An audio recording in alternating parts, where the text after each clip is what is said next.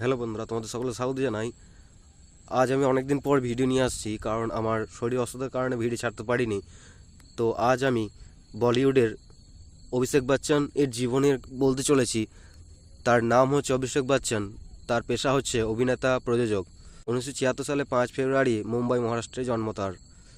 Amitabh Bachchan Bollywood superstar, যিনি তার বাবা। মা জয়া বচ্চন প্রখ্যাত অভিনেত্রী ও রাজনীতিবিদ।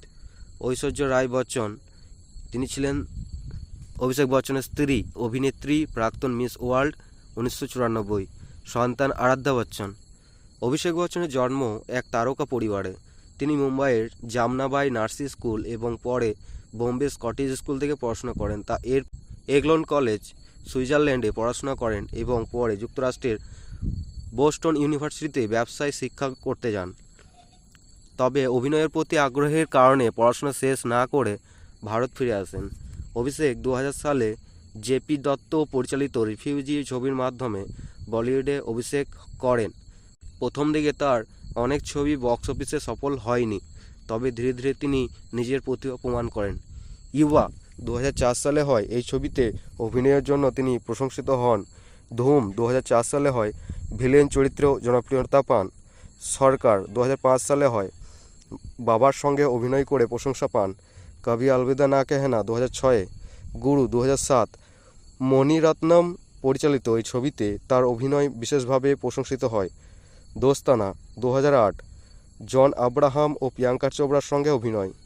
বান্টি और ভাবি 2005 সালে রানী মুখার্জির সঙ্গে।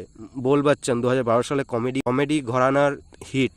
এছাড়াও তিনি web series Breathe Into the Shadows 2020 Amazon Prime এ অভিনয় করে নতুন প্রজন্মের দর্শকদের মন জয় করেছেন। Filmfare award for best supporting actor 3 বার, যেমন ইউয়া, সরকার, কভি আলবিদা না কেহনা, IIFA ও অন্যান্য পুরস্কার তিনি পেয়ে থাকেন।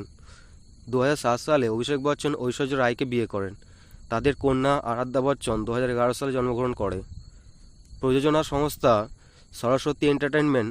খেলাধুলার সঙ্গে যুক্ত তিনি প্রো কাবাডি লিগ এ জয়পুর পিঙ্ক প্যান্থার্স দলের মালিক এবং ISL ইন্ডিয়ান সুপার লিগ এর চেন্নাইয়ান FC এর সহ মালিক। অভিষেক বচ্চন অমিতাভ বচ্চনের ছেলে হওয়ার সবসময়ই আলোচনা ছিলেন। প্রথম দিকে সংগ্রাম করলেও ধীরে ধীরে নিজেকে প্রতিষ্ঠিত করেছেন। তিনি এখন একজন দক্ষ অভিনেতা, প্রযোজক এবং ব্যবসায়ী। তার সম্পদের আয় হচ্ছে মুম্বাইয়ের জুহর বংশীয় বাড়ি ভাস্তা ও আম্মুর নিচতলা। তিনি পিতা 2021 সাল থেকে স্টেট ব্যাংক অফ ইন্ডিয়াকে ভাড়া দিচ্ছেন। এর জন্য তাকে মাসিক 18.9 লাখ ভাড়া দেওয়া হয় এবং প্রতি 5 বছরে 25% করে বাড়িয়ে নেওয়া হবে, যাহাতে 5 বছরের পর ভাড়া হবে 23.6 লাখ এবং পরবর্তীতে 5 বছরে 29.53 লাখ। রিপোর্ট অনুযায়ী তিনি প্রতি ছবির জন্য 10 থেকে 12 কোটি চার্জ করেন।